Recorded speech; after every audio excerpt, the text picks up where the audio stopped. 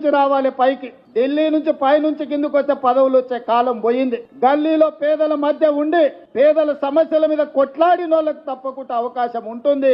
ఖానాపూర్లో మనం ఒకరికి MLA ticket ఇచ్చిన వెడమ బొజ్జు అని, ఇందిరమ్మ ఇంట్లో ఉండే ఒక యువకుడికి ఈరోజు ఎమ్మెల్యే టికెట్ ఇస్తే ప్రజలు గెలిపించారు.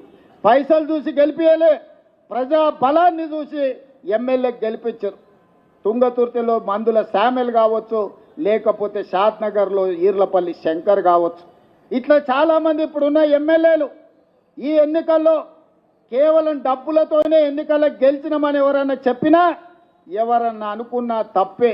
డబ్బులతోనే గెలిచేటట్టు ఉంటే చంద్రశేఖరరావు 100 సీట్లు గెలిచేటోడు.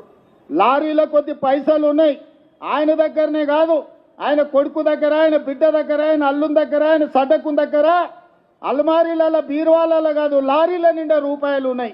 మరి వాళ్ళు సీట్లు ఎందుకు గెలవలేదు? కామారెడ్డిలో చంద్రశేఖరరావుని బడకేసి కొట్టిరు ప్రజలు. కాబట్టి ఇవాళ సొమ్ములతో ఎన్నికల్లో గెలుస్తామనే విధానాన్ని మర్చిపోండి.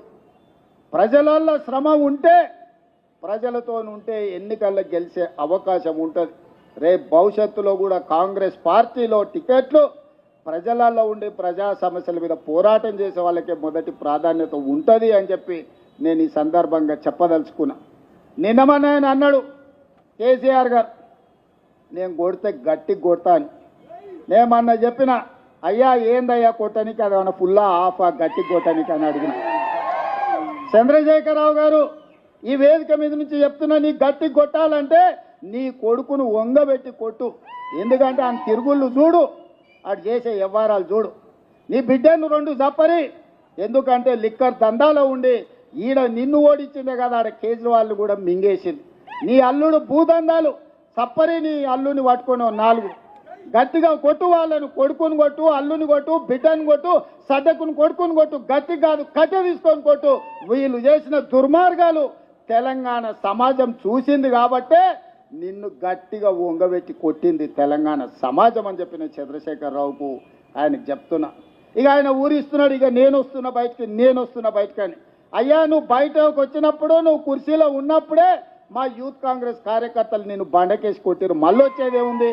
నువ్వు ముఖ్యమంత్రిగా ఉన్నప్పుడు, నీ పార్టీగా అధ్యక్షుడిగా ఉన్నప్పుడే మా యువజన కాంగ్రెస్ పిల్లలు నిన్ను బండకేసి కొట్టి ఓడగొట్టి ఇంట్లో ఊసబెట్టిరు. ఇవాళ కేటీఆర్ గారు ఊర్ల మీద తిరుగుతున్నాడు, కొత్త బిచ్చగాని పొద్దుగుర్తు ఎరగాడని. 10 ఏళ్ళ అధికారంలో ఉన్నాడు, డబుల్ బెడ్రూమ్ ఇల్లు ఇస్తాను ఇయ్యలే, ఇంటికో ఉద్యోగం ఇస్తాను ఇయ్యలే, దళితులకు 3 ఎకరాల భూమి ఇస్తాను ఇయ్యలే, డబుల్ బెడ్రూమ్ ఇల్లు ఇయ్యలే. ఇట్లా చెప్పుకుంటా పోతే 100 హామీలు ఉన్నాయి. 10 ఏళ్ళు అమలు చేయలేదు. 7 లక్షల కోట్ల రూపాయలు అప్పు తెచ్చాడు. 10 నెలలు కూడా కాలేదు, అప్పుడే బిచ్చగాని గంగిరెద్దులో సంక్రాంతి పూట గంగిరెద్దుల్లో వచ్చినట్టు ఊరూరు తిరుగుతున్నాడు. ఈ ప్రభుత్వం ఏం చేయలేదని. ఈ ప్రభుత్వం 5 ఏళ్ల కోసం ఎన్నికైంది. మొదటి సంవత్సరంలోనే 55,000 ప్రభుత్వ ఉద్యోగాలు ఈ ప్రభుత్వం ఇచ్చింది. మొదటి సంవత్సరంలోనే 25,50,000 మంది రైతులకు 21,000 కోట్ల రూపాయల రైతు రుణమాఫీ చేసింది. నువ్వు ఎగ్గొట్టిపోయిన రైతు బంధు 7,610,000 కోట్ల రూపాయలు రైతు భరోసా 2వ విడతలేసిన. ఆడబిడ్డలకు బస్సు ఉచిత ప్రయాణం అన్నం ప్రతి నెల 400 కోట్లు, దాదాపుగా ఈ సంవత్సరంలో 4,000 కోట్లు ఆర్టీసీ కార్పొరేషన్కు చెల్లించి 120 కోట్ల మంది ఆడబిడ్డలు ఆర్టీసీ బస్సుల్లో ఉచితంగా ప్రయాణం చేసింది. ఇస్తా అన్న 500 రూపాయల సిలిండర్ ఇచ్చినాం, 500 రూపాయల బోనస్ ఇచ్చినాం. రాజీవ్ ఆరోగ్యశ్రీ 10 లక్షల రూపాయలు ఇచ్చినాం. ఇవాళ పేదవాడికి ప్రతి ఒక్కడికి రేషన్ కార్డు ఇస్తున్నాం, పేదవాడికి ఇందిరమ్మ ఇల్లు ఇస్తున్నాం. ఇవాళ ప్రతి సంక్షేమ పథకాన్ని ఇవాళ అమలు చేస్తున్నాం. ఇదే కాదు, 1931 తెల్లదొరలు పాలించినప్పుడు కులగణన జరిగింది. దాదాపుగా 95 ఏళ్ల నుంచి స్వతంత్రం వచ్చినాక నరేంద్ర మోడీ 3 సార్లు ప్రధానమంత్రి అయినా బీసీ కులగణన జరగలేదు. ఇవాళ నా రాష్ట్రం తెలంగాణ రాష్ట్రం, కాంగ్రెస్ పార్టీ రాహుల్ గాంధీ నేతృత్వంలో ఈరోజు తెలంగాణ రాష్ట్రంలో కులగణన చేసిన ప్రభుత్వం ఈ దేశంలోని ఏకైక ప్రభుత్వం. లెక్కలు తేల్చిన ప్రభుత్వం కాంగ్రెస్ ప్రభుత్వం. మాదిగా ఉపకులాల వర్గీకరణ 35 ఏళ్ల నుంచి కొట్లాడినరు. చాలా మంది పిల్లలు చచ్చిపోయినరు. సుప్రీంకోర్టు వరకు పోయింది, పార్లమెంట్ వరకు పోయింది.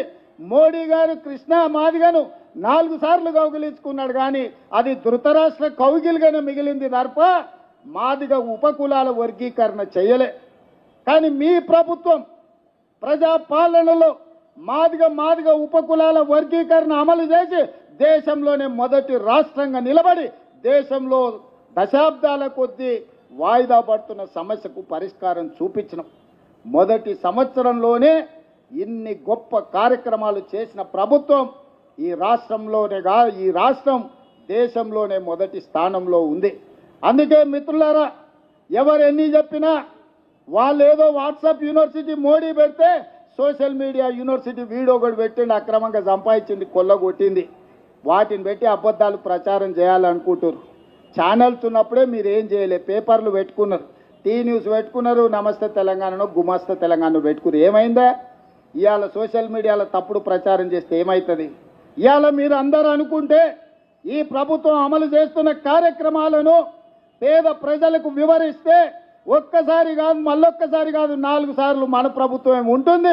ఈ వేదిక మీద ఉన్న వాళ్ళు చాలా మంది ఎమ్మెల్యేలు మంత్రులు అయ్యే అవకాశం ఉంది. అందుకే మిత్రులారా, ఈరోజు బాధ్యత చేపట్టిన ప్రతి ఒక్క యువజన కాంగ్రెస్ మిత్రుడికి, ఇక్కడికి వచ్చిన వాళ్ళందరికీ మనస్ఫూర్తిగా శుభాకాంక్షలు తెలియజేస్తున్నా. మీతో పాటు నేను సిద్ధం, అవసరం అనుకుంటే మోడీ మీద యుద్ధం ప్రకటిద్దాము. కేంద్రం నుంచి రావాల్సిన నిధులు, కేంద్రం నుంచి రావాల్సిన మంజూరీలు రాలేదు. మనం మెట్రో రైలును ఎక్కడ పెట్టిండు, మన రీజనల్ రింగ్ రోడ్ ఎక్కడ పోయింది? ఇవాళ మూసీ రివర్ అభివృద్ధి కోసం ₹1 నిధులు ఇస్తలేడు. కిషన్ రెడ్డి గారు, బండి సంజయ్ గారు తెలంగాణ సమాజానికి సమాధానం చెప్పాలి. ఇవాళ మీరు మంత్రులై బుగ్గకారుల తిరుగుడు కాదు, తెలంగాణకి ఏం తెచ్చిండ్రో చెప్పులు. కేంద్రం నుంచి ప్రచారం చేయడానికి వస్తారంట, అమ్మో తెలంగాణకి ఏదో ఇచ్చిండ్రని. ఏమి ఇచ్చిండ్రా? బీహార్కి ఇచ్చిండ్రు, గుజరాత్కి ఇచ్చిండ్రు, ఇతర రాష్ట్రాలకు ఇచ్చిండ్రు తప్ప తెలంగాణ పైసకు చెల్లి గవ్వ కూడా ఇవ్వాలి. ఇవాళ ₹1 కేంద్రానికి మనం పన్ను కడితే 42 పైసలు మనకు వస్తున్నాయి. బీహార్ ₹1 పన్ను కడితే ₹7 తీసుకుపోతున్నారు. ఉత్తరప్రదేశ్ ₹1 కడితే ₹3 తీసుకుపోతున్నారు. మరి తెలంగాణ ఏం పాపం చేసిందా? ₹1 కడితే 42 పైసలు ఇస్తున్నావు అంటే 58 పైసలు నువ్వే మా సొమ్ము దొబ్బుతున్నావు మోడీ గారు. అందుకే కిషన్ రెడ్డి, బండి సంజయ్ అనుకుంటున్నారు ఏ దానికైనా కొంత సమయం ఉండాలని సంవేదన పాటిస్తున్నాం. తొందరలోనే కార్యాచరణ ఉంటుంది.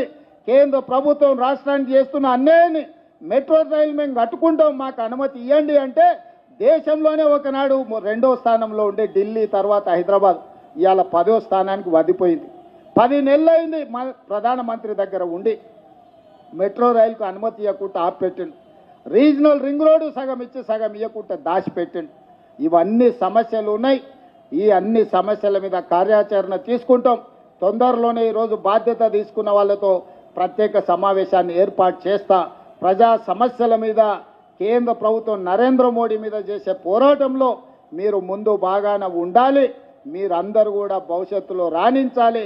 భవిష్యత్తులో ఈ రాష్ట్రానికి మీరంతా నాయకులుగా ఎదగాలని కోరుకుంటూ మీ అందరి దగ్గర సెలవు తీసుకుంటున్న